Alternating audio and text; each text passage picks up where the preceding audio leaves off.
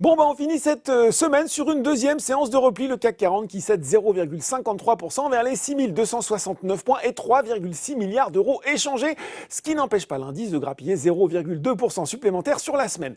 Outre-Atlantique, on reprend aussi clairement son souffle alors que le S&P 500 a terminé hier soir à un niveau de clôture historique à 17h45 aujourd'hui. Le Dow Jones est à moins 0,7% vers les 33 825 points, quand le Nasdaq est à moins 0,5% vers les 14 006 points. À noter que l'oiseau de Twitter a du plomb dans l'aile, elle est facile, moins 13% malgré un bon début d'année. Les perspectives du réseau social, très en dessous des attentes, ont déçu. Allez, on regarde maintenant le marché français. C'est Valneva qui domine les hausses du SBF 120. Selon Reuters, plusieurs pays de l'Union européenne poussent pour un accord avec la biotech concernant la fourniture de son vaccin contre la Covid-19. Ce serait un revirement alors que la semaine dernière, on avait appris justement que la société n'avait pas rempli les conditions pour parvenir à un tel accord. Safran a lui survolé les hausses du CAC 40, en donné ajusté le chiffre d'affaires a pourtant reculé de 34,6% en organique au premier trimestre à 3,3 milliards d'euros.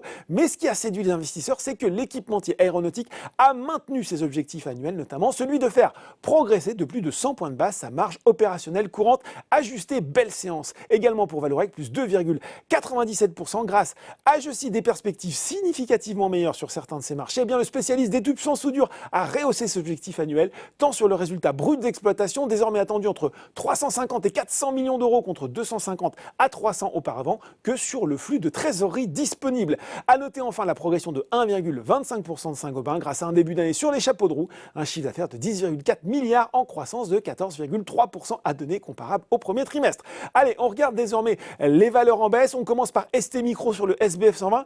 C'est peut-être un peu dû à Liberum. Le bureau d'analyse est passé de achat à conserver sur le titre avec un objectif de cours ramené de 40 à 36 euros. CGG se replie également, tout comme Nexans, sous pression, le fabricant de câbles, qui signe une 4e séance de baisse dans la foulée de la publication de son chiffre d'affaires trimestriel hier. Voilà, c'est tout pour ce soir. En attendant, n'oublie pas tout le reste de l'actu éco et finance. Et sur Boursorama, très bon week-end.